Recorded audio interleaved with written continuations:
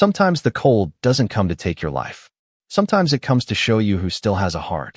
The knocking was so faint that Elias Whitaker almost mistook it for another branch scraping against the cabin wall.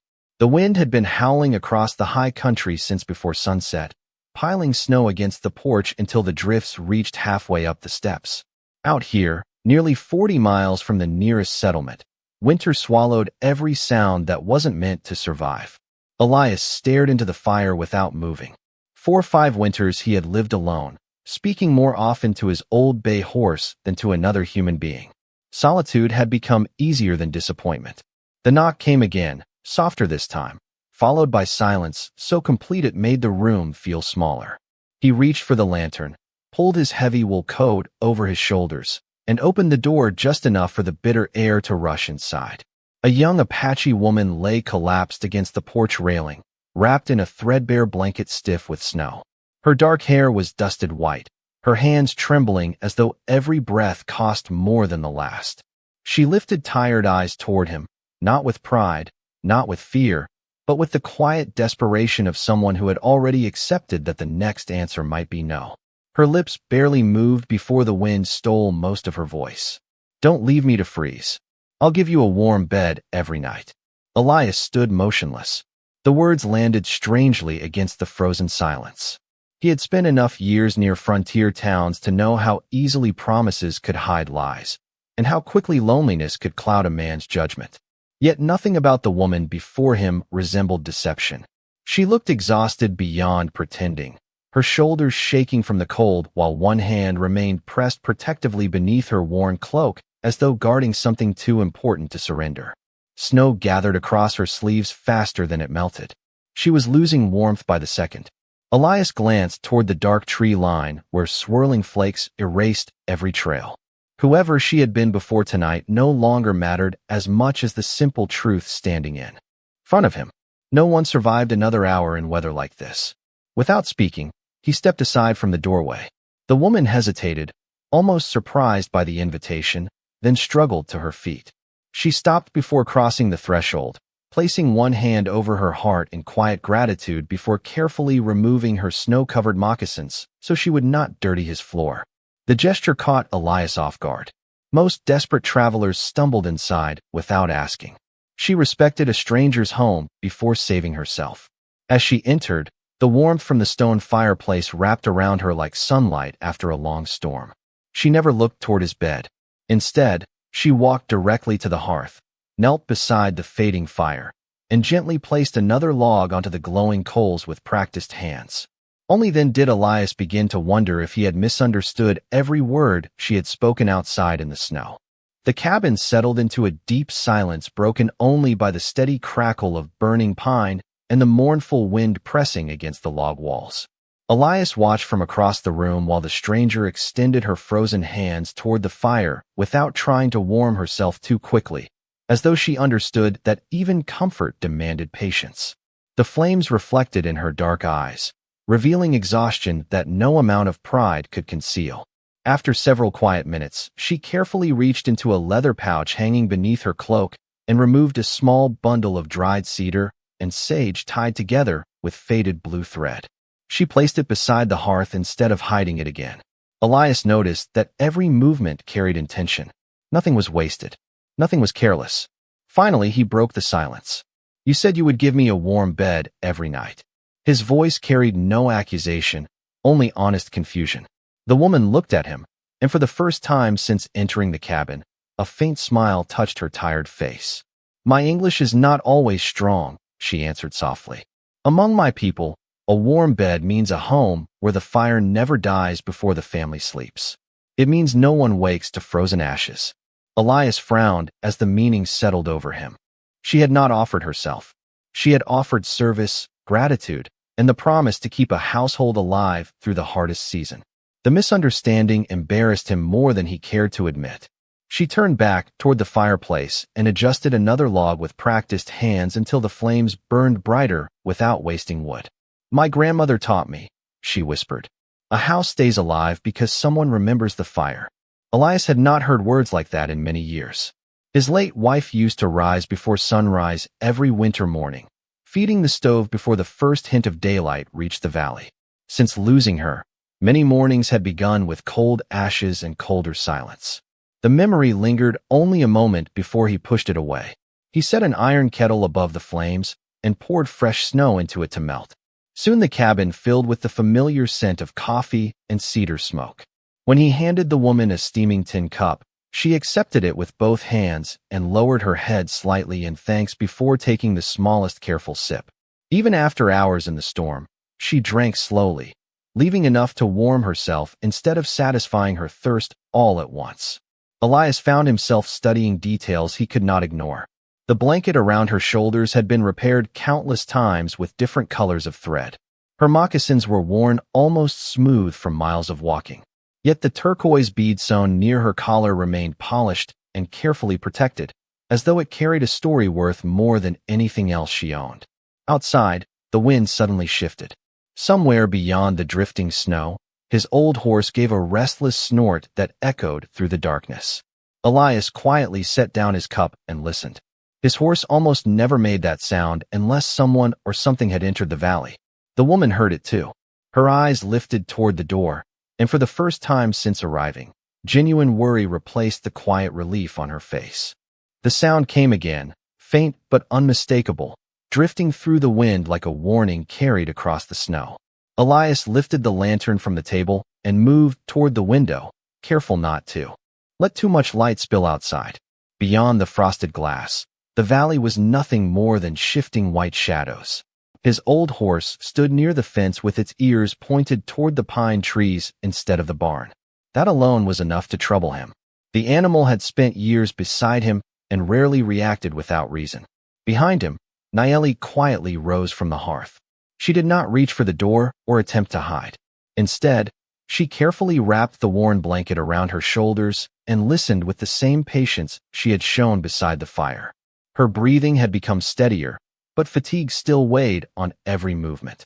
Elias lowered the lantern and spoke in a calm voice. "Do you know who might be out there?" She hesitated before answering. "I know only that winter makes every traveler desperate." It was not the answer he expected, yet it carried enough truth that he could not argue with it. He opened a small wooden cupboard and removed another thick blanket, placing it near the fire without saying a word. Nayeli accepted the gesture with quiet gratitude. As she settled beside the hearth once more, the turquoise bead near her collar slipped into the firelight.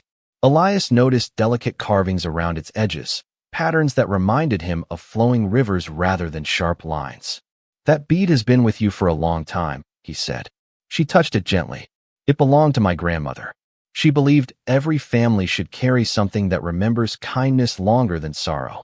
The words lingered in the room. Elias found himself staring into the flames again.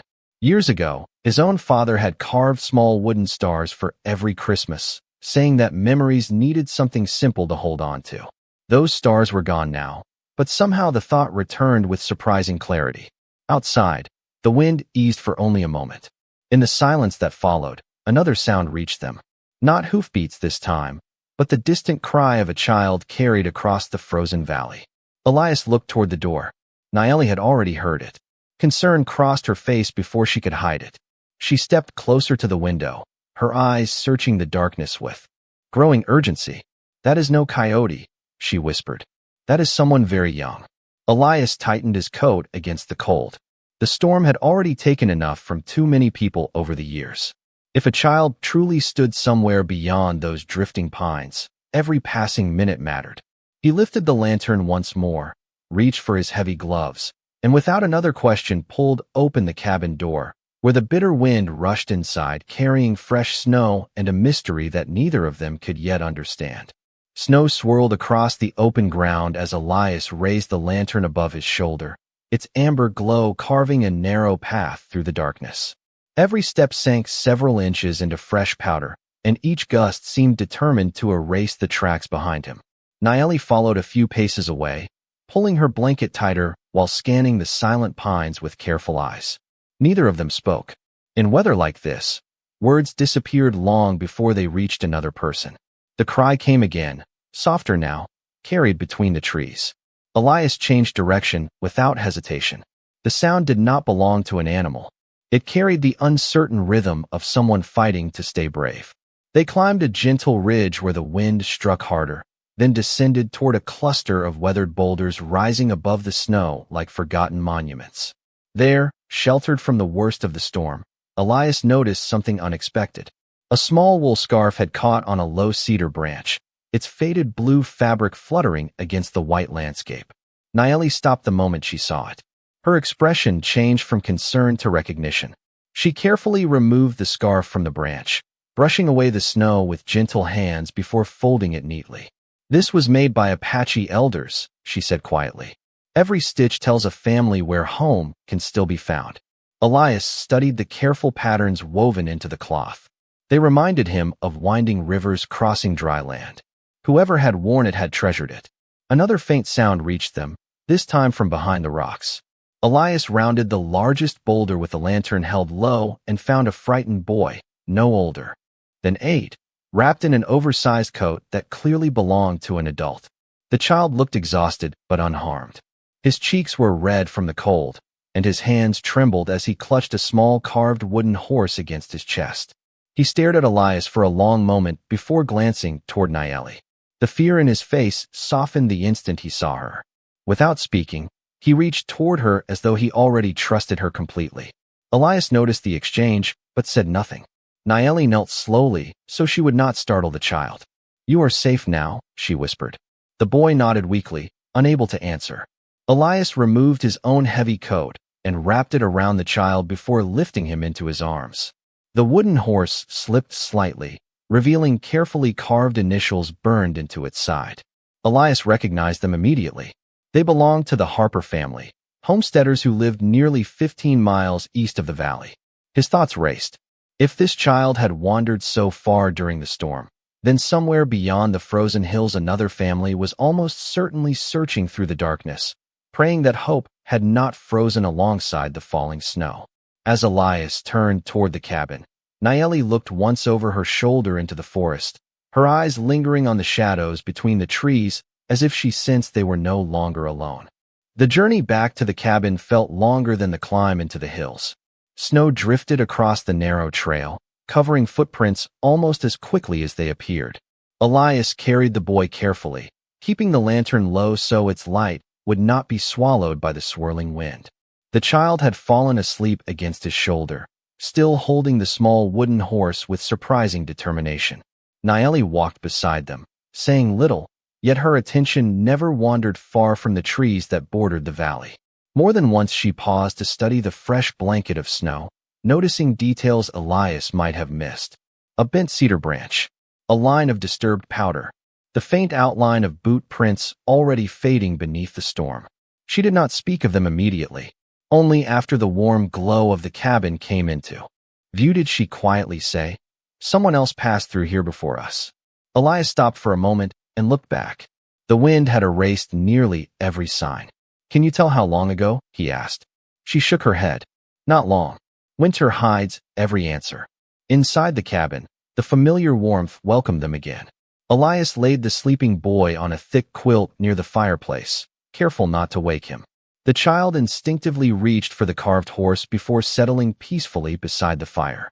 Nayeli knelt nearby and removed the damp scarf from his neck, hanging it close enough to dry without scorching the wool.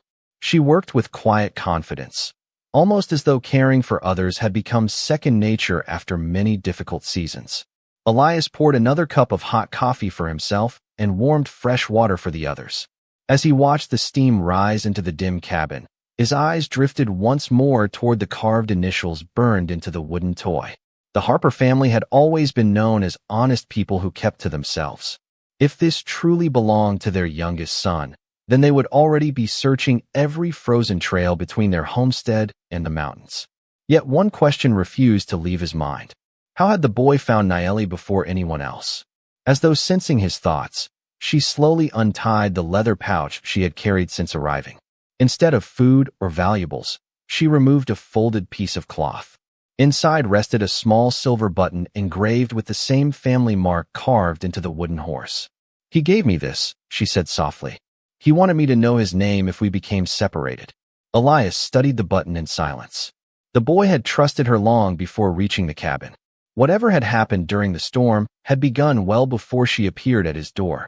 Suddenly, the old bay horse stamped sharply outside the stable, followed by the distant sound of another horse answering somewhere beyond the frozen meadow. Elias moved toward the window. Through the dancing snow, he could just make out a faint lantern swaying in the darkness, still too far away to reveal who carried it, yet close enough to remind him that before sunrise, someone else would almost certainly arrive at the lonely cabin on the ridge. Morning arrived slowly, hidden behind thick gray clouds that turned the valley into a world of silver and white. The storm had weakened, but the snow remained deep enough to silence every distant sound. Elias stepped onto the porch with a steaming tin cup in his hand, studying the narrow trail leading toward the cabin. Fresh hoofprints now crossed the clearing with quiet confidence. Whoever had ridden through the night knew exactly where they were going. Behind him, the cabin door opened softly.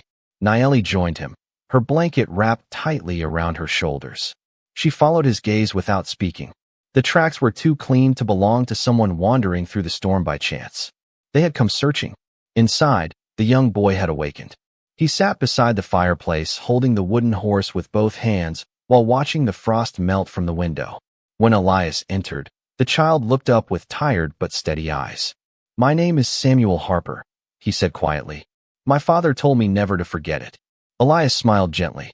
"Your family has been looking for you." Samuel lowered his head. "I tried to follow our wagon after the horses became frightened. I could not see anything. Miss Nayeli found me before the snow did." Elias glanced toward her. She simply nodded once, as though saving a lost child required no explanation. Before anyone could say another word, 3 riders appeared at the edge of the clearing. Their horses moved at a careful walk through the snow, stopping several yards from the cabin. The man in front raised one hand before climbing down from his saddle. His heavy coat carried the marks of many winters, and his weathered face showed more worry than anger. "My name is Thomas Harper," he called across the quiet morning. "We are searching for our son." Samuel heard the voice and rushed to the doorway before Elias could stop him. "Father," he shouted. Thomas hurried forward, dropping to one knee as the boy wrapped both arms around him. For several long moments, neither of them spoke. The cold seemed to disappear beneath simple relief. Elias stepped back, giving the family space. Thomas finally stood and looked toward Nayeli. His eyes settled on the silver button she had returned to his son. "She stayed with him?" he asked softly. Samuel nodded. "She kept me warm. She never left me alone." Thomas removed his hat with quiet respect. "Then I owe you more than words can repay." Nayeli answered with a gentle smile. "You owe me nothing. A child belongs with family." As the reunion settled into grateful silence, another rider emerged from the distant ridge, traveling alone. Unlike the others, he did not hurry. He simply watched the cabin from afar before slowly turning his horse toward the eastern hills. Elias narrowed his eyes. He had never seen the man before, yet something about the stranger suggested that this story had not ended with the sunrise. Someone else had been searching these mountains, and for reasons that remained hidden beneath the last untouched blanket of snow. The stranger remained only a dark shape against the pale hillside until the drifting snow finally swallowed both rider and horse from sight. Elias continued, watching long after there was nothing left to see. Something about the man's patience unsettled him more than any hurried approach could have. People with honest intentions usually knocked on the front door. They did not study a lonely cabin from half a mile away before quietly disappearing into the mountains. Thomas Harper noticed the direction of Elias's gaze. "Do you know him?" he asked. Elias slowly shook his head. "No, but he knew this place well enough to find it in a storm." The words settled over the group like another layer of snow. Samuel stepped closer to Nayeli, still clutching the carved wooden horse beneath his arm. "He was watching us yesterday, too," the boy said softly. Every adult turned toward him at once. "What do you mean?" Thomas asked. Samuel searched his memory. "Before I found Miss Nayeli, I saw a rider standing on a ridge. He never came closer. I thought maybe he was waiting for someone." Silence followed. Children often noticed details that grown people overlooked. Nayeli knelt beside Samuel and gently adjusted the wool scarf around his neck. "Did you see his face?" she asked. The boy frowned and shook his head. "Only his hat. It had a long feather tied around it." Elias exchanged a thoughtful glance with Thomas. A feather tied to a hat was not unusual in the territory, yet neither man could remember anyone nearby who dressed that way.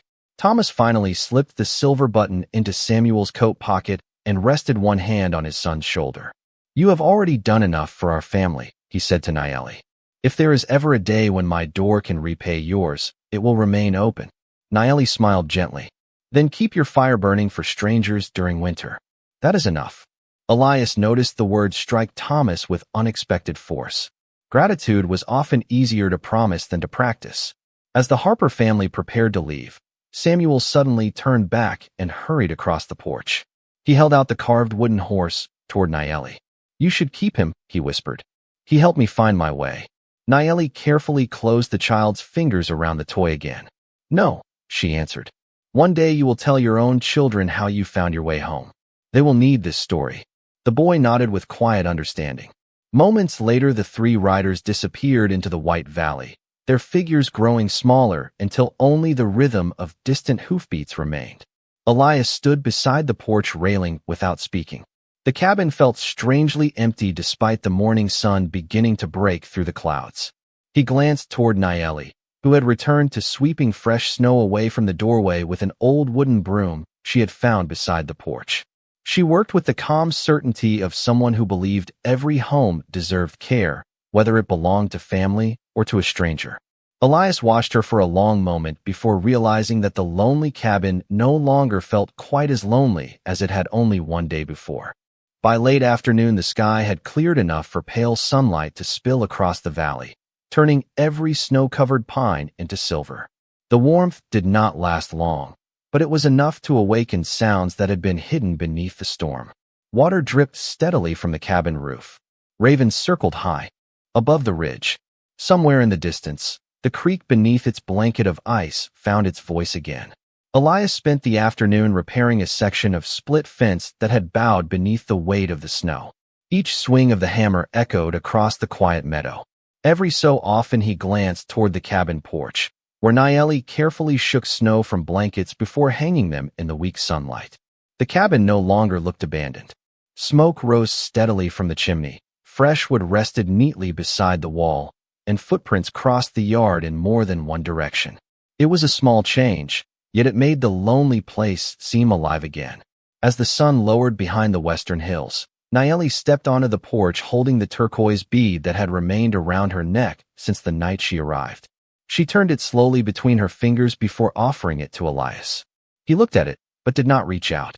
"Why are you giving this to me?" he asked. She smiled gently. "I am not giving it away. I am asking you to remember what it means." Elias finally accepted the small stone. It was warmer than he expected despite the cold air. Fine silver wire wrapped around the turquoise in careful patterns worn smooth by many years of careful hands. "My grandmother said this stone belongs wherever kindness is stronger than fear," Nayeli explained. "She carried it for many winters. When she became old, she told me to leave it one day with someone whose fire welcomed strangers." Elias studied the bead in silence.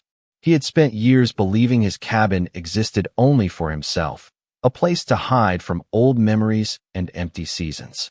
Yet now a simple object no larger than a coin seemed to ask him whether a home could become something greater than shelter. Before he could answer, his old bay horse lifted its head and gave a familiar call toward the eastern trail. Elias looked up. This time it was not a stranger approaching. 3 Apache riders emerged from the edge of the forest at an easy pace, their horses walking calmly through the snow. They carried no weapons in their hands and showed no sign of urgency. The oldest rider dismounted several yards from the porch and rested one hand over his heart before speaking. "We have searched since yesterday for Nayeli," he said in measured English. "The storm separated our people." Nayeli stepped forward with visible relief. The elder's weathered face softened the moment he saw that she was safe. His eyes then moved toward Elias and finally settled on the turquoise bead resting in the rancher's hand. A quiet smile crossed his face. "So," the elder said softly, "my mother's words have found another home after all." Elias lowered his eyes to the stone resting in his palm, suddenly realizing that the greatest gift left inside his cabin had never been warmth from the fire. It had been the trust of someone who had arrived with nothing except hope. The Apache riders remained only long enough to share a warm meal and quiet conversation before preparing for the journey home. The elder accepted a cup of coffee from Elias with both hands, studying the weathered cabin that had stood alone through so many winters. "There are places built from timber," he said thoughtfully, "and there are places built from choices. They do not always become the same thing." Elias looked around the small room. The rough pine walls had not changed. The stone fireplace still carried the same cracks. Yet the silence that once settled over every corner had disappeared. It had been replaced by footsteps, shared meals, and voices that expected nothing except honesty. Nayeli folded the blankets she had dried in the afternoon sun and placed them neatly beside the hearth before turning toward Elias. "I should leave with my people before another storm comes," she said softly. Elias nodded, though he found himself looking at the empty chair near the fire. It had been vacant for years before she arrived, and somehow it already seemed difficult to imagine the room without someone sitting there. Outside, the horses waited patiently in the crisp mountain air. Before mounting, Nayeli stepped onto the porch one final time. She looked at the glowing windows of the cabin, then toward the stack of split firewood standing beside the wall. "You have enough wood for this winter," she said with a gentle smile. "But next winter may be colder." Elias smiled back. "Then I will remember to gather more before the snow falls." She shook her head lightly. "That is not what I meant."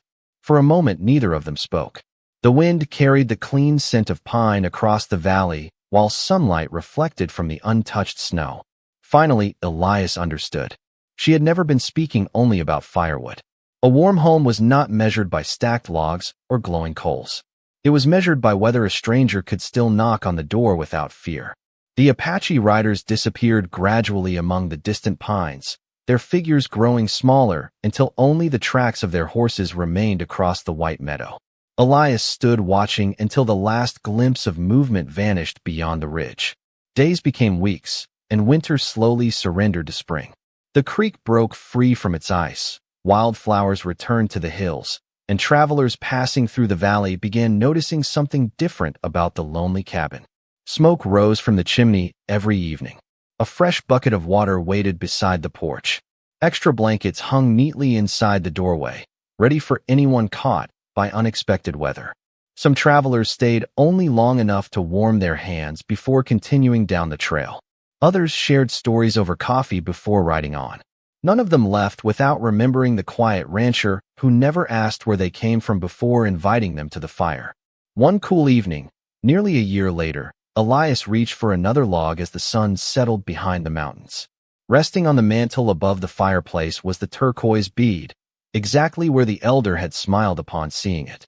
It caught the fading light with the same calm glow it had carried on the night a desperate traveler first crossed his threshold. Elias looked toward the empty chair beside the fire, then placed another log onto the flames before the room had a chance to grow cold. Some promises are spoken only once. The best ones are kept every single night afterward.